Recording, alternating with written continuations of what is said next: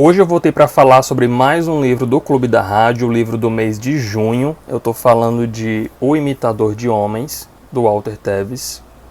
Tevis, então, é um contista e um romancista norte-americano que já teve alguns livros adaptados para o cinema, sendo, creio eu, o mais famoso deles, O Homem que Caiu na Terra, com o David Bowie, mas O Imitador foi publicado originalmente em 1980 e saiu recentemente aqui pela rádio nessa edição que eu achei muito bonita. Esse é um livro que se passa no século 25 em Nova York, e nessa trama a gente vai acompanhar a trajetória de três personagens, o Paul, a Mary Lou e o Bob, sendo esse último um robô. Mas ele não é um robô qualquer, ele é o personagem que introduz o leitor dentro da narrativa e ele é descrito como sendo o que há de mais perfeito em tecnologia e em robótica. E muito disso se deve ao fato dele ser um quase humano em termos de sensações, pensamentos, compreensão do mundo. E a partir dele a gente descobre que a mão de obra mecânica e robotizada ela praticamente domina todas as áreas da economia, não só operacional como nível estratégico e gerencial também. As pessoas, os seres humanos aqui, eles praticamente apenas só existem, eles não fazem mais nada, porque tudo que eles necessitam para viver, para continuar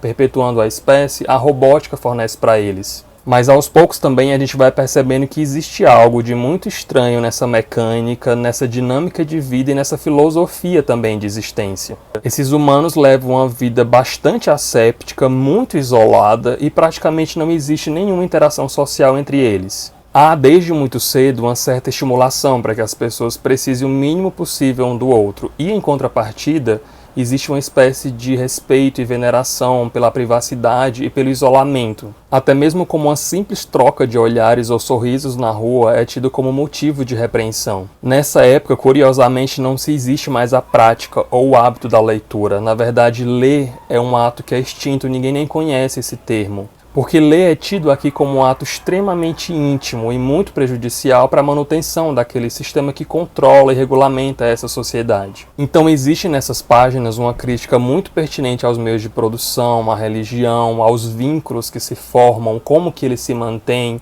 aos costumes e à cultura de maneira geral. Em um dado momento da história surge um personagem que aprende a ler de maneira autodidata, ele consegue desenvolver essa habilidade sozinho, e ele começa a romper esse eterno ciclo de apatia que acomete todos ali. E mais pra frente surge uma segunda personagem, dessa vez uma mulher, que por motivos bastante pontuais e bastante específicos, ela é tida como uma certa resistência. Uma resistência àquela própria metodologia e àquela filosofia de vida. E é a partir da junção dessas duas pontas que o caminho da trama ele é costurado. E ao mesmo tempo toda a história da humanidade é refeita. Ele não é um livro perfeito, ele tem alguns furos bastante evidentes, mas eu acho que de maneira geral não é algo que possa prejudicar a experiência do leitor.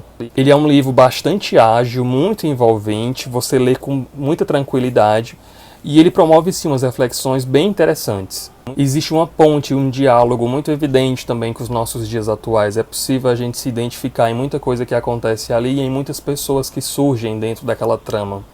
Então fica a minha recomendação.